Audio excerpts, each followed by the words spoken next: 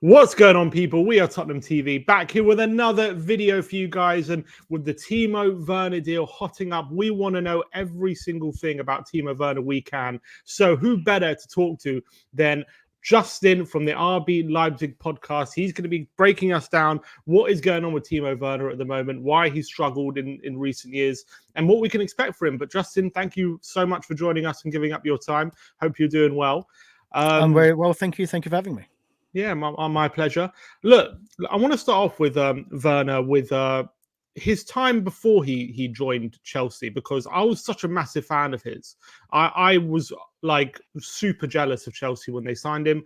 He obviously, off the back of a 28-goal season in the Bundesliga in 1920, but that wasn't obviously his only good year. You know, he'd been quite consistently effective for RB Leipzig during that time. And then he gets his big move to Chelsea, doesn't go quite right. And we're now in a situation where he's gone back to Leipzig and it hasn't quite worked out. So I want to know from your perspective, take me from just before he joined Chelsea, where he was like firing on all cylinders, really sought after striker in Europe, and what's kind of gone wrong since then.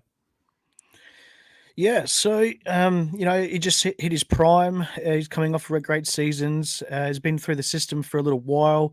Played Bundesliga football for his whole entire career. Started that off out in Stuttgart, and came through their youth system and through their ranks. And he was doing really great. I was happy for him to leave because Bundesliga, even though it's one of the top tier teams, my apologies there. But tied for words. Top of the leagues there. Obviously, one of the top best leagues in the world is the Premier League. Same thing as La Liga. And what big clubs and big players, they want to go straight to big teams. So Chelsea, they're top 4, top 6 team in popularity. He went there. I don't know if it was the system. I don't know how it was, if it was the manager, how he was used there. I was quite disappointed in actually how he went, and he came back to us as well, which I thought could have rejuvenated his career. And he's come back and he hasn't done much this season alone. He's only done 2 goals. One was a penalty. He's appeared in only 8 matches. 204 minutes of football roughly as well, so it's quite poor. He's now down the pecking order. He's still our record goal scorer because we're such a young club. But I'm really surprised that he couldn't take his Bundesliga form over to a top league in the Premier League, because he's got all the talent there. He's oodles of talent, and I don't know if it's just him not being able to adapt, or if some people will say he's a flopper, but I don't think he is. I think he's got more than enough talent to be able to play for top teams. There was rumors for him with Real Madrid as well. And obviously that fell through, but that's exactly what it was, a rumor. So it'd be quite interesting to find out how he goes the second time around in the Premier League. But he's also older now. He's 27. So he's getting to that more mature as well. So he might have been maybe not just mentally mature when he went over there to Chelsea. So this could be a number of things. So describe to me the differences from what you've seen from his first spell at Leipzig to his second, because obviously he had that spell at Chelsea in between where he really struggled, maybe lost a lot of confidence. But since he's come back to Leipzig, what has gone for you so wrong for him? When he has been selected, has he been really poor? Is he maybe not as fit to the new manager system as he was maybe before he left for Chelsea? Maybe it was more attacking system. How do you assess the situation? Why he struggled on his return to Leipzig so much? So I think it's just mainly due to confidence, because he's, like I said before, he's got all the talent. The system hasn't changed too much. The Leipzig philosophy is always we play the same way. So managerial prospects isn't really the same thing. So we can sort of rule that out. And he's down the pecking order only because there's a lot of better quality strikers that are in front of him. So if he was playing at his full potential, he'd still be starting. But now he's got to compete with Luis Openda, who's just recently come through and blitzed the Bundesliga. He's got to deal with Benjamin Sesko, who is still ahead of him, even though he doesn't play. He's not a starter. He's a impact player off the bench. Yusuf Poulsen, he comes in. So it's all confidence. He was shooting at balls where he'd probably take those extra touches. He was just doing pot shots, as I would call it and say. And the first goal of this season, it was actually a penalty. And if he didn't get that, it could have been absolutely disastrous for him. And he's only managed to score one more, but he did a good assist in the 3-0 win of the Super Cup against Bayern. So he's still got all his talent there. You never lose that. It's mainly just confidence. And this could make or break his career, really. So it's not really working out for him with us because he wants to play regular football, and I understand that. And there's also the Euros coming up that Germany are hosting, so he wants to be in that squad. So Yeah, he needs to be playing, basically. yeah, and that I can understand that, but with a player who was so obviously highly thought of, wasn't he, when he left for Chelsea back in 2020? You would have thought it would be kind of like a hero's homecoming a bit for his return to Leipzig, and it would have been a massive return for him. Obviously, it has gone really wrong. We've discussed that, but the deal we're getting at the moment of Tottenham, 6-month loan deal with an option to buy for about potentially £15 million or 17 million euros. So it seems as though Leipzig are just desperate to get him out the door by the looks of things. Is that a fair assessment? And why is that? Yes, I would say it's fair. And it's from a fan and supporter perspective, he's still very much welcome and loved back at Leipzig. But when you look at the quality of strikers and what we've got, it's more so to free up the wage bill, I would say, as well. Because if we get him offloaded to somewhere else, we can bring in more academy products or other good players that are young. Because what happens at Leipzig most likely is that you get young players, we buy them and we get them for bargains. Like you look at Christopher and Kunku and Sabozloy, for instance.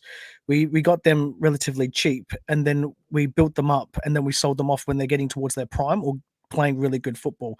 And I think they're just looking at it at a perspective of we've already got Yusuf Poulsen, who is, I think he's 29 or I can't remember his exact age, but he's there to mentor the strikers. So Werner can't take that role. So they're just trying to get rid of him, even if it's cheap.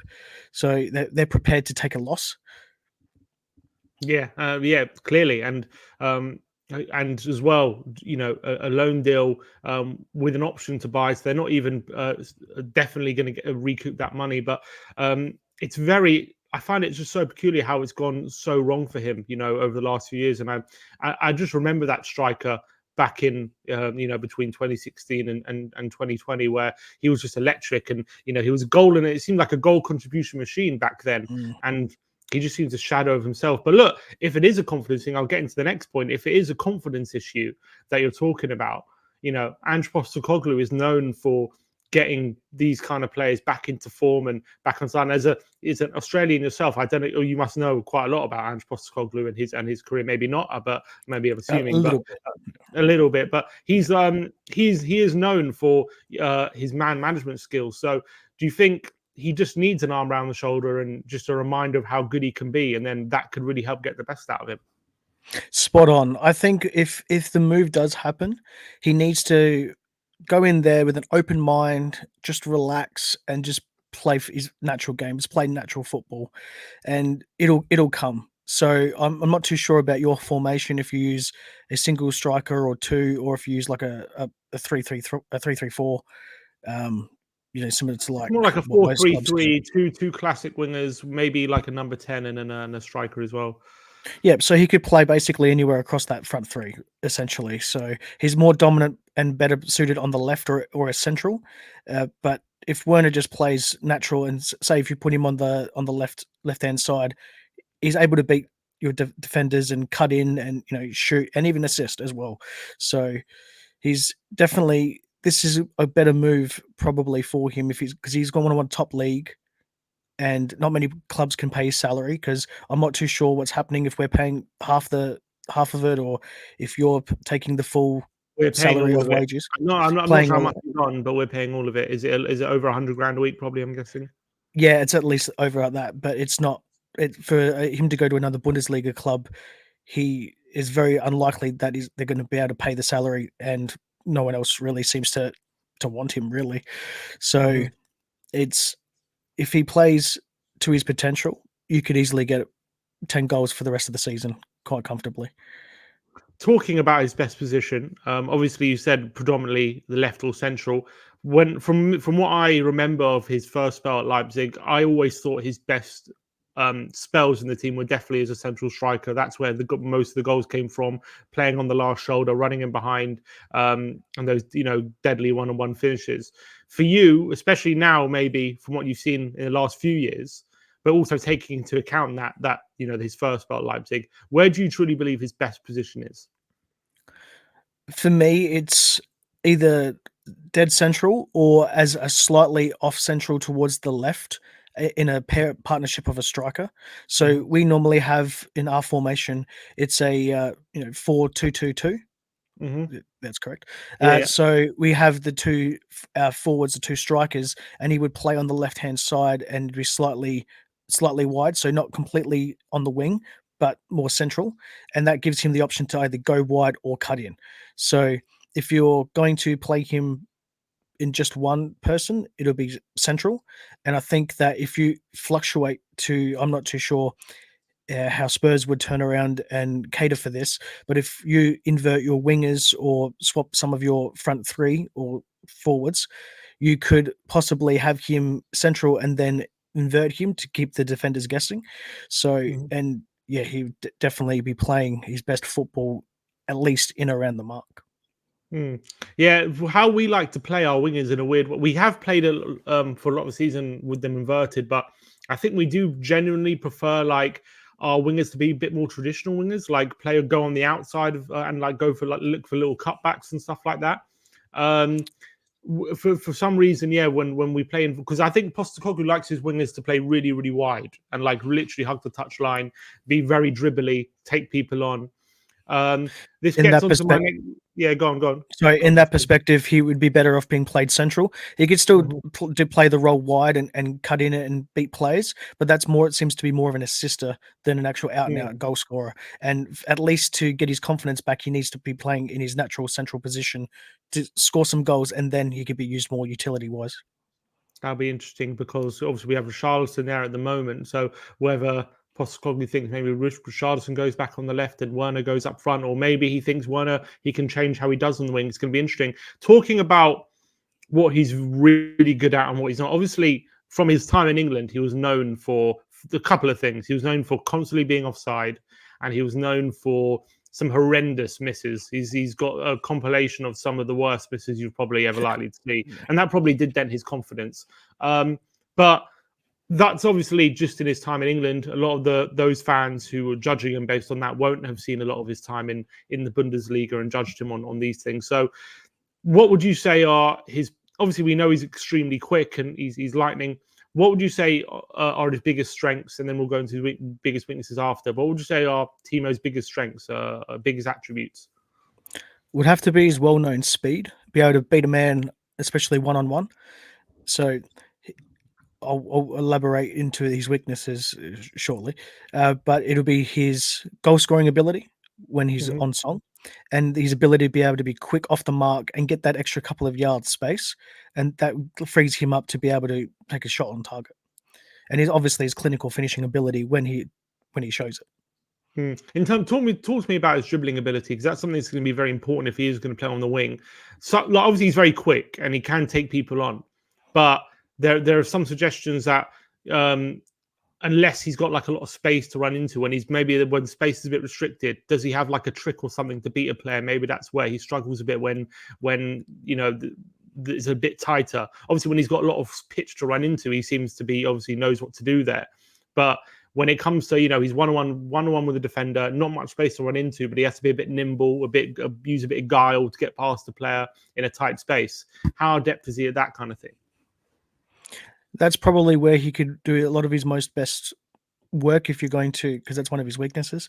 So he could do like a deft flick or a touch or something like that, but he doesn't have the trickery of a lot of players, world class players these days.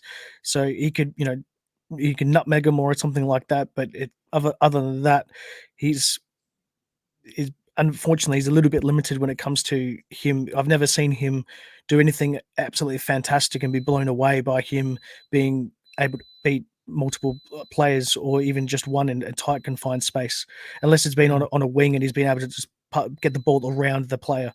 But even then, he's had more space in front of or behind to be able to pull off that. Yeah, and also another element is if he's going to play on the wing, I think the way we like to play our wingers is we like our wingers to create chances. You know, get crosses in the box, find those little passes, those cutbacks. When he does play on the wing, how do you find he is when it comes to that kind of chance creation element of his game? He's not the greatest crosser in the world, and by that I mean he's not bad at it. It's just that he's not known for it. He's more of able to be able to pass the ball along the ground or around a player. He's still able to cross a ball and get the ball into the box, but most of his assisting abilities is normally ground balls or through balls. Okay, that's fair enough. In terms of the weaknesses we're talking about, obviously I mentioned before what he's known for in England. Do you think that's fair? Like, is that something that he's also known for? Is becoming to be known for, or is known for in Germany, in the Bundesliga? These terrible misses, missing big chances. Is that something that even Bundesliga fans are familiar with? Not really. He has been obviously out of form that we've discussed. He has produced some howlers. There's no denying that, but what player doesn't? He's taking shots when if he was in confidence, he'd take on a player. So he's being pressured into taking earlier shots outside the box or in positions where he wouldn't find comfortable, unless he's on top form. But he's not like a blooper reel or anything like that of any kind. And in terms of his ability to stay on side, that's also something that a lot of Premier League fans say he's not very good at. Is that also something he's known for in the Bundesliga, constantly being offside? Not really. That being said, though, the Bundesliga football is played a lot differently compared to Premier League football, so you can use the offside trap a lot better and a lot more uh, effectively, I would say. But So, there's you go. That's fine. yeah, I was going to say. So, would you assess his finishing? You wouldn't say it's a weakness of his. You think when he's on form, he's a deadly finisher. Oh, definitely. When he's on song, he's absolutely fantastic. Everyone should know that if they've watched any part of Timo's game. He's a very good finisher, and 9 times out of 10 he'll finish. Sometimes, obviously, he doesn't. However, it's his long passing and long shots and his normal shots inside the box. He normally gets those most times out of 10. Okay, so look, that's also a lot of great stuff there. In terms of how we assess how good of a signing he's going to be for a club like Tottenham, um, I guess first of all, are you as a Leipzig fan upset or unhappy with the way it's ended, or the fact that that he's going in this to Spurs with this kind of deal? Would you have liked maybe to have hung on to him and tried to get him in his best form? And do you think Tottenham could really be the beneficiary of that? Do you really think Tottenham, if we can put an arm around the shoulder, there's 100%. He's like you. Do you still see those glimpses in his game that he's still got that quality and that player is still in him? Yeah, he's definitely got those glimpses. They haven't been gone at all. You see that every single match week when he's out on the pitch. He's just because his confidence is so low. He's not scoring. He's not himself. He's a shell of who he used to be. And I believe that Tottenham will be a beneficiary of this move if he can start regaining some of that form because he's got it. Basically, all he needs to be told is that Timo, just relax, go out there, enjoy your football. It'll come. Mm. As a Leipzig fan and supporter, I've upset that we can't keep him for longer. He's only, like I said, 27, so he can still add more goals to his record, being the club record goal scorer. It could be winning more trophies or being more a part of our history than that he already has. So at the end of the day, yes, I'm disappointed and I would like him to stick around, but it's not the best fit for Leipzig and it's definitely not the best fit for Timo here. And at the end of the day, that's important. I was thinking about this the other day, and maybe this is just me theorizing, and there might not be any truth to it. But I feel like with Werner, he got his big move to Chelsea. Like we all know, no disrespect to Leipzig, but we know they got created in 2009. They're not like it's not like where a lot of players want to end their career. They see it as a stepping stone, don't they? So Correct. he got a big move to Chelsea, like a big club in England, and it went so badly for him. But he's now back at Leipzig, and maybe in a weird way, the fact that he's back at the club he left to move on to better things, that maybe be a constant reminder in a way that he failed at his big move, and maybe that's why he's still low on confidence, even though he's back home where he should be doing well. Yes and no. I reckon you're half right there, and with that, I mean that's probably some initial reaction when he first came back through the doors. It's like, oh, what am I doing here? Should I, like you said, I don't want to finish my career here. What's happening next? Like, where do I go? What clubs want me? Did I fail that miserably? Like 101 questions would be going through his head, and I think that if he takes this properly and in his stride, he can reinvent himself, and it'll either be Tottenham's beneficiary or it'll be our beneficiary in one way or another, because he'll either come back with his form and we can resell him at a higher profit, or he'll be playing for us with more goals. 100%. Well, look, Justin, really appreciate your time, mate. Really good insight into Timo Werner and what kind of player we're expecting, and really appreciate all your insight. And look, if you do want to see more of Justin and hear more about RB Leipzig, go check out the RB Leipzig podcast. The link will be in the description to his Twitter handle and to the Spotify podcast as well. But Justin, thank you again. Really appreciate your time, and we'll see you soon. Thank you for having me. That's fine.